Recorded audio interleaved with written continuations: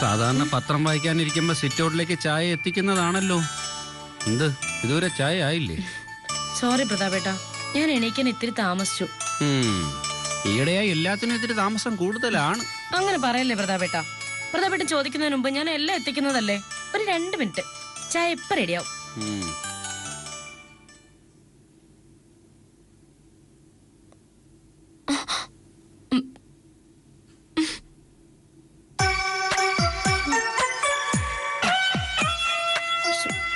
അതെ, ഗ്യാസ് തീർന്നു പോയി. തീർന്നു? എന്നാ മറ്റേ സിലിണ്ടർ എടുത്ത് വെക്കും. അത് കാലിയാ. കാലിയോ? അതിൽ ഗ്യാസ് തീർന്നിട്ട് എത്ര നാളായി? 1.5 മാസമായി. 1.5 മാസമായിട്ട് ഗ്യാസ് തീർന്നിട്ട് അത് ഇതുവരെ നിനക്ക് മാറ്റിയെടുക്കാൻ പറ്റിയിട്ടില്ലേ? അതിന് ഗ്യാസ് ഏജൻസിയുടെ വണ്ടി വന്നിട്ട് 2 മാസമായി. വണ്ടി ഇതിലെ വന്നില്ലെങ്കിൽ ഇത് അങ്ങോട്ട് കൊണ്ടുപോയി മാറ്റിയെടുക്കണം. വൈകിട്ട് ഇങ്ങോട്ട് വരുമ്പോ ആ ഗ്യാസ് ഏജൻസിന്ന് ഒരു ഗ്യാസ് സിലിണ്ടർ എടുത്ത് വണ്ടിയിലിട്ടോണ്ട് വന്നാൽ എന്താ? എന്തോ പോലീസ് വണ്ടിയിൽ അടുക്കളയിലുള്ള ഗ്യാസ് സിലിണ്ടർ കൊണ്ടുവരാനോ? നടക്കില്ല ആലിസേ. ഈ അടുക്കളയിൽ എന്തെങ്കിലും കുറവുണ്ടെങ്കിൽ അത് പരിഹരിക്കേണ്ടത് ഭാര്യയായ നീയാണ്. അതിന് എത്ര പണം വേണമെന്ന് പറ, ഞാൻ തരാം. കാശ് മുടക്കിയാൽ മാത്രം നടത്താവുന്ന കാര്യങ്ങളല്ല ഇത്. എനിക്ക് തനിയെ പോയി ഗ്യാസ് കുറ്റി ചുമന്നോണ്ട് വരാൻ പറ്റില്ല. അത് ആണുങ്ങൾ കൂടി ചെയ്യേണ്ട ജോലിയാ. അതെന്താ പെണ്ണുങ്ങൾ ചെയ്താല്? അടുക്കള കാര്യങ്ങൾ ആണുങ്ങൾ കൂടി ഏറ്റെടുത്താലേ കുടുംബജീവിതം മുന്നോട്ട് പോകും. എന്നൊരു കാര്യം ചെയ്യാം, ഞാൻ ഇവിടെ നിന്ന് അടുക്കള കാര്യങ്ങൾ നോക്കാം. എന്റെ ജോലി നീ പോയി ചെയ്യും. പറച്ചിലേട്ടാ തോന്നി ഇപ്പൊ ചെയ്യുന്നതോ മലപറിക്കുന്ന ജോലിയാന്ന്. വാദമെന്ന് പറയാലിസേ. ഓഫീസിൽ പോയി ചെയറിൽ മലർന്നു കിടക്കുന്ന ആ ജോലിയെ ആർക്കും ചെയ്യാവുന്നേ ഉള്ളൂ. ഇക്കരെ നിൽക്കുമ്പോ അക്കരെ പച്ച, അതാ നിന്റെ കുഴപ്പം. ഇടി അടുക്കളയിലെ ഗ്യാസ് തീർന്നിട്ട് 1.5 മാസമായിട്ടും സിലിണ്ടർ മാറ്റിയെടുക്കാൻ പറ്റാത്ത നീയാ ഉത്തരവാദിത്തപ്പെട്ട ഉദ്യോഗം ഏറ്റെടുക്കാൻ പോണത്. ആദ്യമേ നല്ലൊരു വീട്ടമ്മയാക്, എന്നിട്ട് മതി പോലീസ് സ്റ്റേഷൻ ഭരിക്കാനുള്ള ആഗ്രഹം. അങ്ങനെ പോയാൽ എങ്ങനെയാ? എനിക്ക് ഇന്ന് ഈ സിലിണ്ടർ മാറ്റി കിട്ടണം. എനിക്ക് മനസ്സില്ല, വേണമെങ്കിൽ നീ പോയി മാറ്. അങ്ങനെ ഞാൻ പോയി ഗ്യാസ് എടുത്തോണ്ട് വന്നിട്ട് ഇവിടെ ആരും ആഹാരം കഴിക്കണ്ട. അയ്യോ, നീ ഉണ്ടാക്കി തന്നില്ലെങ്കിലേ ഞാൻ പട്ടിണി കിടന്നങ്ങ് ചത്തു.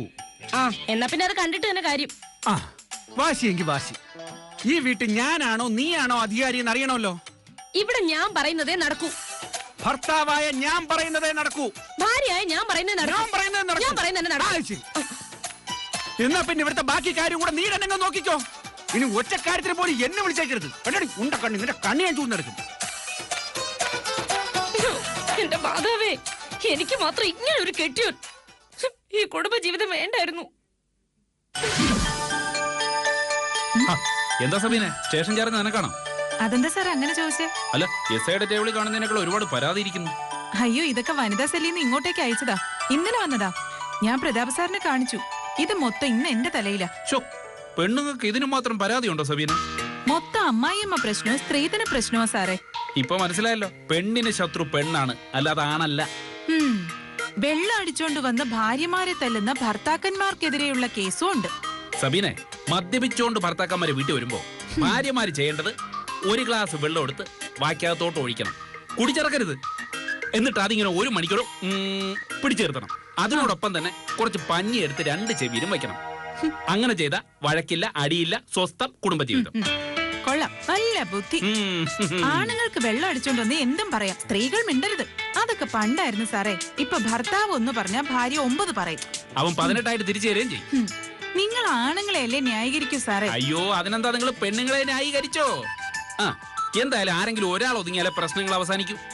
ആണുങ്ങൾക്ക് അല്പം ഒതുങ്ങിയാൽ എന്താ? അയ്യോ, എത്രയോ ആണുങ്ങൾ ഒതുങ്ങുന്ന ഞാൻ കണ്ടിട്ടുണ്ട്. എത്രയോ പെണ്ണുങ്ങൾ ഒതുങ്ങുന്നത് ഞാനും കണ്ടിട്ടുണ്ട്. മതി മതി മതി, ഇനി അതും പറഞ്ഞ് നമ്മൾ തർക്കിക്കേണ്ട കാര്യമില്ല. നടക്കട്ടെ. സാറേ, എന്താ? എസ് ഐ സാറിനെ കാണാനാ. എന്തിനാ? എന്റെ ഭർത്താവ് വെള്ളം അടിച്ചോണ്ട് വന്ന് ഭയങ്കര ഉപദ്രവ സാറേ. എങ്ങനെയുണ്ട് സാറേ? അങ്ങോട്ട് മാറിയേ, എസ് ഐ വരുമ്പോ വിളിക്കാം. ശരി. ഇപ്പൊ എന്ത് പറയുന്നു സാറേ? ആണുങ്ങളാണോ പെണ്ണുങ്ങളാണോ പാവം? ഞാനൊരു പാവം. തൽക്കാലം അതേ എനിക്കിപ്പോ പറയാൻ പറ്റും. അതിരിക്കട്ടെ, പുരുഷോത്തമ സാർ അങ്ങോട്ട് പോയി. ഒരു പരാതി അന്വേഷിക്കാൻ രാവിലെ പോയതാ. അതാണ് കാര്യം.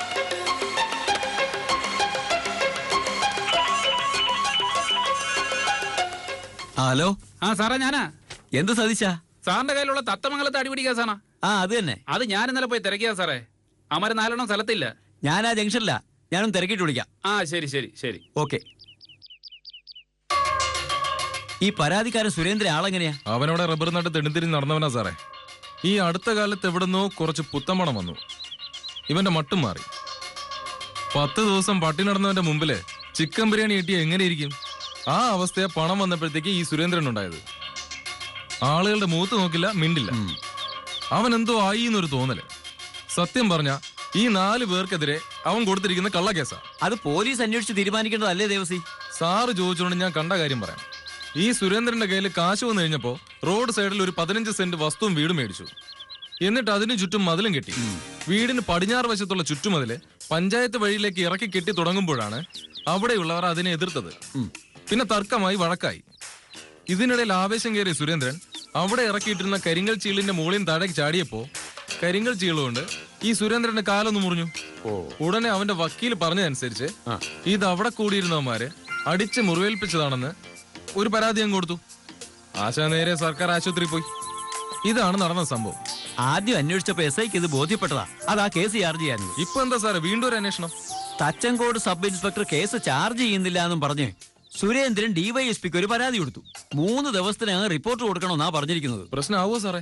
ഹേയ്, ഇത് കാല് മുറിഞ്ഞല്ലേ? തലവെട്ടിയ പല കേസുകളും ഇപ്പോഴും കിടക്കുന്നു, ഒന്നും ആകാതെ. പിന്നെ ആ കാല് മുറിഞ്ഞത്. പിന്നെ അവന്മാര് 4 പേരെയും കാണുകയാണെങ്കിലേ ഇന്ന് തന്നെ സ്റ്റേഷനിലോട്ട് വരാൻ പറ. സാർ. ഡേയ്, നീ വന്നേ. എന്താ സാർ? ഒരു 100 രൂപ ഞാൻ. എന്തിനാ സാറേ? എടോ, ഇത്രയും നേരം നീ നെടുനീളം ഡയലോഗ് പറഞ്ഞില്ലേ, അത് ഞാൻ കേട്ടോണ്ട് നിന്ന് എന്റെ പെനാൽറ്റി ആയിട്ട് കൂട്ടിയാ മതി. പിന്നെ ഈ നെടുനീളം ഡയലോഗ് ഉള്ളത് ഞങ്ങൾ പോലീസുകാർക്കാ, മനസ്സിലായോ?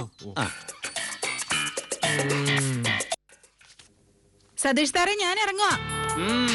സ്ത്രീ സമൂഹത്തിന്റെ പരാതി കേൾക്കാനല്ലേ? ചെല്ല്, നല്ല വെയിലുണ്ട്, കൊടയുണ്ടെങ്കിൽ എടുത്തോ, കറുത്തു. സാറെത്തിയില്ലല്ലോ സതീഷ് ചേട്ടാ. സാറ് ഇല്ല, ആലീസ് എന്താ താമസിച്ചേ? കറണ്ട് ബില്ല് അടയ്ക്കണമെന്ന് കഴിഞ്ഞ 5 ദിവസം കൊണ്ട് ഞാൻ പറയുന്നതാ. എന്നും എടുത്ത് മേശപ്പുറത്ത് വെക്കും. ജീപ്പിന്റെ ശബ്ദം കേട്ടാ പിന്നെ ഏമന എല്ലാം അങ്ങ് മറക്കുമല്ലോ. ഞാൻ ഇന്ന് നോക്കുമ്പോ 5 ദിവസം മുമ്പ് എടുത്തു വെച്ച കറണ്ട് ബില്ല് അതുപോലെ മേശപ്പുറത്തിരിപ്പുണ്ട്. അപ്പൊ അടച്ചില്ലേ? എവിടുന്ന്?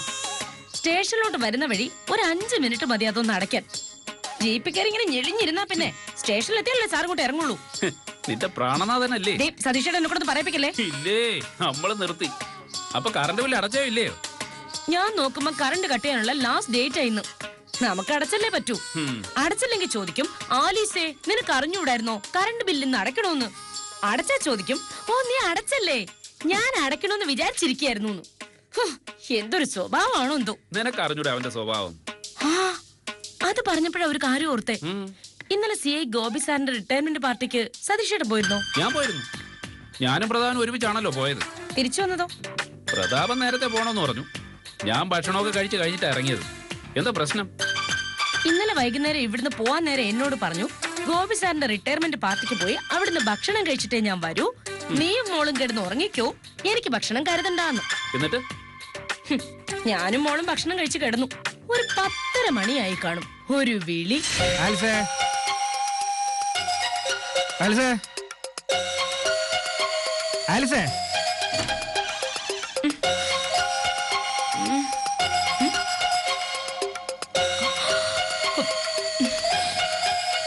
ഇത്ര നേരത്തെ പോന്നോ? താമസിക്കുന്നു പറഞ്ഞിട്ട്. നേരത്തെ പോന്നു. അവിടെ പാർട്ടിയിൽ പാട്ടും കൂത്തും ബഹളം അതൊക്കെ കൂടിയപ്പോ ഞാനിങ്ങ് പോന്നു. പണ്ട് പോലീസിൽ കൂടെ ഉണ്ടായിരുന്ന പലരും അല്പ സ്മോൾ അകത്ത് വന്നപ്പോ സാറേന്ന് വിളിക്കുന്നതിന് പകരം പ്രതാപ എന്ന് വിളിച്ചു തുടങ്ങി. ചിലരത് അളിയാവരെ എത്തി. ഇനിയും ഞാൻ അവിടെ നിന്നാ വിളിക്കും. അതുകൊണ്ട് ഇങ്ങ് പോന്നു. കുളിക്കുന്നില്ലേ? ഇല്ല. എന്നാ പിന്നെ ഉറങ്ങാൻ നോക്ക്. ഞാൻ പാതി ഉറങ്ങി വന്നതാ. നീ കഞ്ഞി എടുത്തു നോക്കി. കഞ്ഞിയോ? എന്ത് കഞ്ഞി ഇതിനു മുമ്പ് കേട്ടിട്ടില്ലേ? കേട്ടിട്ടുണ്ട്. അത് ഇപ്പൊ എടുത്തു വെക്കാൻ പറഞ്ഞതാ എനിക്ക് മനസ്സിലാവാത്തെ. എന്താ ഇപ്പൊ കഞ്ഞി എടുത്തു വെച്ച ലോകം അവസാനിക്കൂ? ലോകം അങ്ങനെ തന്നെ നിക്കും. പക്ഷെ എടുത്തു വെക്കാൻ കഞ്ഞി വേണ്ടേ? അതെന്താ കഞ്ഞി ഇല്ലാട്ടെ? പ്രതാപേട്ട എന്നെ വെറുതെ ദേഷ്യം പിടിപ്പിക്കല്ലേ. കഞ്ഞി എടുത്തു വെക്കാൻ പറയുമ്പോ ദേഷ്യപ്പെടുന്ന എന്തിനു? ഇന്ന് CIയുടെ റിട്ടയർമെന്റ് പാർട്ടിക്ക് പോകുമ്പോ അവിടുന്ന് ഭക്ഷണം കഴിച്ചോളാം, നീയും മോളും ഭക്ഷണം കഴിച്ച് കിടന്നോ, ഞാൻ വരാൻ ലേറ്റ് ആവും എന്ന് പറഞ്ഞല്ലേ പ്രതാപേട്ട പോയത്? അങ്ങനെ പറഞ്ഞു? അങ്ങനെ പറഞ്ഞു. എന്തോ എനിക്ക് ഓർമ്മയില്ല. എനിക്ക് ഓർമ്മയുണ്ട്. വെറുതെ സംസാരിക്കാതെ പെട്ടെന്ന് കഞ്ഞി ഉണ്ടാക്കാൻ നോക്ക്. പെട്ടെന്ന് കഞ്ഞി ഉണ്ടാക്കണമെങ്കിലേ ഒരാളെ വിളിക്കണം. ആരെ? മുതുകാടിനെ. അയാളാവുമ്പോ പെട്ടെന്ന് കഞ്ഞി ഉണ്ടാക്കി തരും. ആലിസെ കളിക്കല്ലേ. കളിക്കുന്നതാണോ? കഞ്ഞി ഉണ്ടാക്കണമെങ്കിൽ മിനിമം 1/2 മണിക്കൂറെങ്കിലും വേണം. 1/2 മണിക്കൂറോ? അതുവരെ ഞാൻ വിശപ്പ് സഹിച്ചിരിക്കണോ? വേണം. അവിടുന്ന് ഭക്ഷണം കഴിച്ചിട്ട് വരാത്ത എന്താ? അതെന്താണെന്ന് ഞാൻ പറഞ്ഞല്ലോ. അപ്പോ 1/2 മണിക്കൂർ ക്ഷമിച്ചിരുന്ന ആലോചിക്കാം. ഒരു ഇച്ചിരി കഞ്ഞി ഉണ്ടാക്കാൻ 1/2 മണിക്കൂറോ? എങ്ങനെ ഭാര്യ ഇഞ്ചിച്ചായി കൊല്ലാന്ന് മാത്രം ചിന്തിച്ചോടിക്കുന്ന ഒരു ഭർത്താവ്. എന്റെ കർത്താവേ, ഇത് നീ എനിക്ക് വേണ്ടി തന്നെ സെലക്ട് ചെയ്ത് വച്ചിരുന്നല്ലോ. കഷ്ടം. ഓ വിശന്നിട്ട് വയ്യ.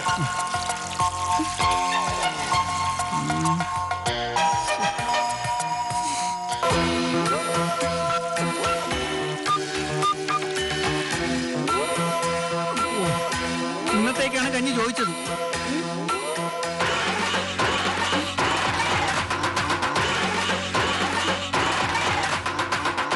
പലതും നടക്കൂ.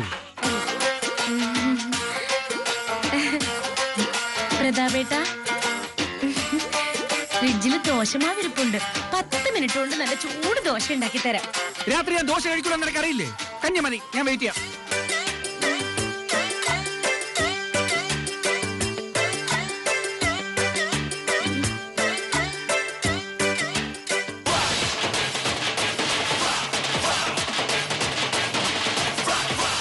ഇങ്ങോട്ട് സംഭവം അരിയില്ല.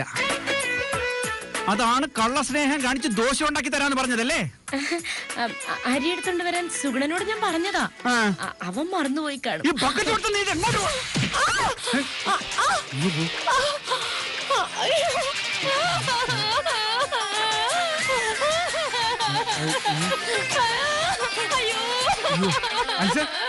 എന്റെ കണ്ണു പോയി, എന്റെ കർത്താവേ. അലിസ ഒന്ന് നോക്കട്ടെ. അറിയാതെ പറ്റിയതാടി. നോക്കട്ടെ. ആശുപത്രിയിൽ പോണോ? കൊണ്ടുപോവാം.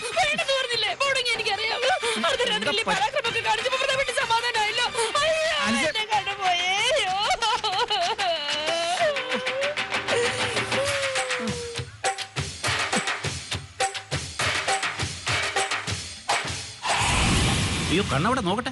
സതീഷ് ഏട്ടാ, എന്റെ കണ്ണിന് ഒരു കുഴപ്പമില്ല. ഇന്നലെ കർത്താവായിട്ട് എനിക്ക് തന്നൊരു അവസരമായിരുന്നു ആ ബക്കറ്റ് കൊണ്ടുള്ള പ്രയോഗം. അങ്ങനെയൊന്നും ഇല്ലായിരുന്നെങ്കിലേ എന്നെ അടുക്കളയിട്ട് കൊന്നേനെ. പിന്നെ അളി എന്തോന്നും കഴിച്ചത്? ഞാൻ പതുക്കെ എത്തി നോക്കിയപ്പോ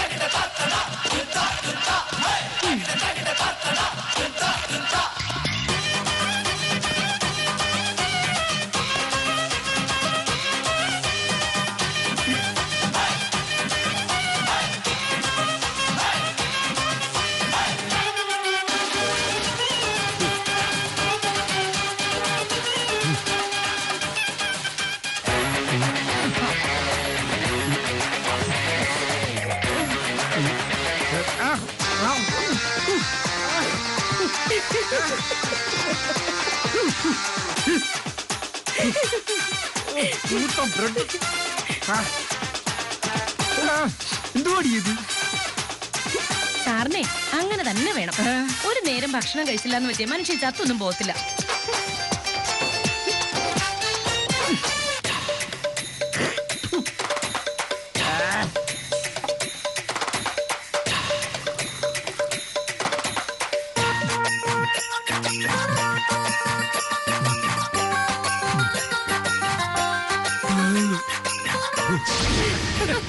അപ്പൊ അളി എന്തെങ്കിലും പട്ടിണിയായിരുന്നല്ലേ?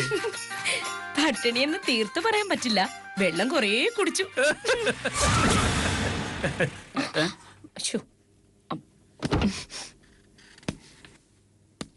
എന്താ? ഒരു പരാതിയുണ്ട്. വനിതാ പോലീസിന് കൊടുത്തിട്ട് ഇവിടെ നിന്നോ, വിളിപ്പിക്കാം. ശരി സാർ. പുരുഷോത്തമനോടെ DSP ഓഫീസിലുള്ള പരാതി അന്വേഷിക്കാൻ പോയിരിക്കാം സാർ. സബീന? സബീന വനിതാ സാറിലുള്ള പരാതി കൊണ്ട് ഇപ്പൊ പോയതേ ഉള്ളൂ.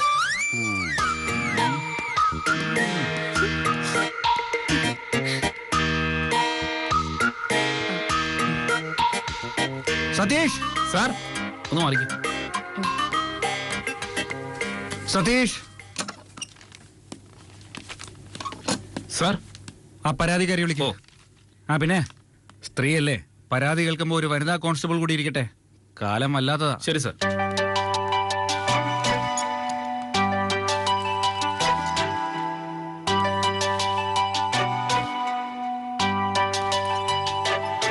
സാർ ആ എന്താണ് പരാതി? വായിക്കണം. ബഹുമാനപ്പെട്ട തച്ചങ്കോട് സബ് ഇൻസ്പെക്ടർ സമക്ഷം അതിവിടെ മാറ്ററിലേക്ക് വാ. എന്റെ ഭർത്താവ് മദ്യപിച്ചെത്തി സ്ഥിരമായി എന്നെ ഉപദ്രവിക്കാറുണ്ട്. ഇന്നലെയാണോ സംഭവം? എന്നും ഇത് തന്നെ സാറേ. ഇന്നലെ എന്നെ അടിച്ചു. നിങ്ങളുടെ ഭർത്താവിന്റെ പേരെന്താ? രാജന സാറേ. എന്താ ജോലി? കൂലിപ്പണിയാ സാറേ. ഇന്നലെ എന്തായിരുന്നു പ്രശ്നം? ഇന്നലെ ഒരു 10:30 ആയപ്പോ മദ്യപിച്ചിട്ട് വന്ന് ചോറ് വേണോന്ന് പറഞ്ഞു. ചോറ് കൊടുത്തില്ലേ? കൂട്ടുകാരന്റെ സഹോദരിയുടെ കല്യാണത്തിന് സഹായിക്കാൻ പോവാണ്, രാത്രി വരില്ലാന്നും എന്നോട് മക്കളോട് ഉറങ്ങിക്കോളാൻ പറഞ്ഞിട്ട് അദ്ദേഹം പോയത്.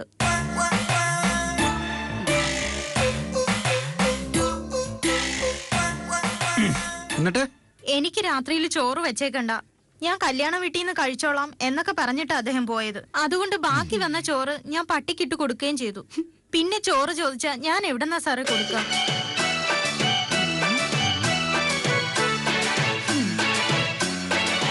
നീ കഞ്ഞി എടുത്തു. കഞ്ഞിയോ? എന്ത് കഞ്ഞി? ഇതിനു മുമ്പ് കേട്ടിട്ടില്ലേ? കേട്ടിട്ടുണ്ട്. അത് ഇപ്പൊ എടുത്തു വെക്കാൻ പറഞ്ഞതാ എനിക്ക് മനസ്സിലാവാത്തത്. എന്താ ഇപ്പൊ കഞ്ഞി എടുത്തു വെച്ച ലോകം അവസാനിക്കൂ? ലോകം അങ്ങനെ തന്നെ നിൽക്കും. പക്ഷെ എടുത്തു വെക്കാൻ കഞ്ഞി വേണ്ടേ? അതെന്താ കഞ്ഞി ഇല്ലാത്ത? പ്രധാനപ്പെട്ട എന്നെ വെറുതെ ദേഷ്യം പിടിപ്പിക്കല്ലേ. കഞ്ഞി എടുത്തു വെക്കാൻ പറയുമ്പോ ദേഷ്യം വരുന്നത് എന്തിന്? ഇന്ന് സിയുടെ റിട്ടയർമെന്റ് പാർട്ടിക്ക് പോകുമ്പോ അവിടുന്ന് ഭക്ഷണം കഴിച്ചോളാം, നീ മോളും ഭക്ഷണം കഴിച്ച് കിടന്നോ, ഞാൻ വരാൻ ലേറ്റ് ആവും എന്ന് പറഞ്ഞല്ലേ പ്രതാപേട്ടൻ പോയത്? അങ്ങനെ പറഞ്ഞു. അങ്ങനെ പറഞ്ഞു. ചില ആണുങ്ങൾ അങ്ങനെയാ, പറഞ്ഞിട്ട് പോകുന്നതല്ല ചെയ്യുന്നത്. എന്നിട്ട് എനിക്ക് വിശക്കുന്നു, ഇപ്പൊ ചോറ് വേണോന്ന് പറഞ്ഞു. ഞാൻ പറഞ്ഞു 1/2 മണിക്കൂർ ഇരുന്നാ ചോറ് തരാന്ന്. കഞ്ഞി ഉണ്ടാക്കണമെങ്കിൽ മിനിമം 1/2 മണിക്കൂറെങ്കിലും എടുക്കും. 1/2 മണിക്കൂറോ? അതുവരെ ഞാൻ വിശപ്പ് സഹിച്ചിരിക്കണോ? വേണം. അവിടുന്ന് ഭക്ഷണം കഴിച്ചോണ്ട് വരാത്ത എന്താ? അതെന്താണെന്ന് ഞാൻ പറഞ്ഞല്ലോ. അപ്പോ 1/2 മണിക്കൂർ ക്ഷമിച്ചിരുന്ന ആലോചിക്കാം. ഈ അരമണിക്കൂർ കൊണ്ട് ചോറുണ്ടാക്കാൻ പറ്റൂ? അയ്യോ, അത് പറ്റില്ല. പക്ഷെ കുടിച്ചോണ്ട് നിൽക്കുന്ന ആളിനോട് അങ്ങനെയല്ലേ പറയാൻ പറ്റൂ സാറേ? ചോറുണ്ടാക്കാൻ അരി നോക്കിയപ്പോഴാ അരി തീർന്ന കാര്യം അറിഞ്ഞത്. ഇന്നത്തേക്കാണ് കഞ്ഞി ചോദിച്ചത്.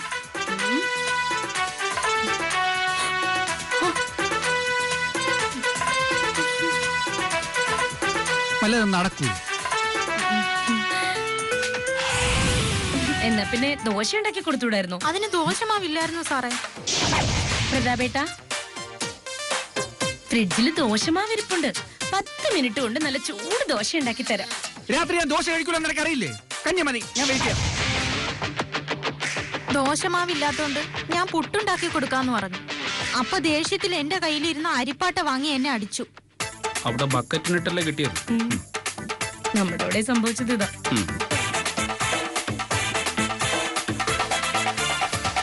ഞാൻ നിലവിളിച്ചോണ്ട് വീട്ടിൽ നിന്ന് ഇറങ്ങി ഓടി. എന്റെ പുറകെ വന്ന് വീണ്ടും അങ്ങേരടിച്ചു. എന്നിട്ട് അലമാരി തുറന്ന് അതിനകത്തുള്ള സാധനങ്ങളെല്ലാം വലിച്ചു വാരി പുറത്തിട്ടു. അവിടെ ഫ്രിഡ്ജ് അല്ലേ?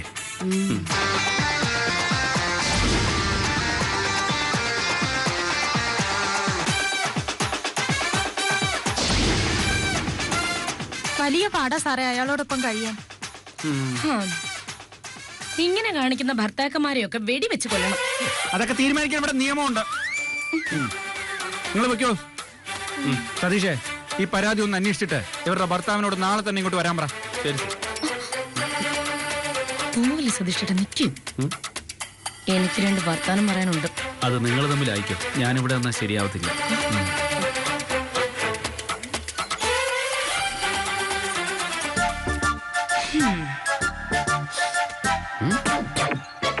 ഇങ്ങനെയൊരു പരാതി ആദ്യം തരേണ്ടത് ഞാനായിരുന്നു. അതിലെ പ്രതിയാ ഈ ഇരിക്കുന്ന സബ് ഇൻസ്പെക്ടർ. നോക്കണ്ട, ഇന്നലെ രാത്രി കാണിച്ച പ്രകടനങ്ങളൊക്കെ ഓർമ്മയുണ്ടല്ലോ. ഉണ്ടെങ്കിലേ ഓർമ്മയെ തന്നെ വെച്ചാ മതി. ഇപ്പൊ പോയ സ്ത്രീയുടെ ആ കുടിയൻ ഭർത്താവും തച്ചങ്കോട് സബ് ഇൻസ്പെക്ടറും പറഞ്ഞു വരുമ്പോ ഒരുപോലെയാ. പരമദയനീയമാണ് പ്രതാപേട്ട. ഇന്നലെ രാത്രിയിലെ സംഭവം നമ്മള് രണ്ടും പിന്നെ സതീഷ് ചേട്ടനും മാത്രമേ അറിഞ്ഞിട്ടുള്ളൂ.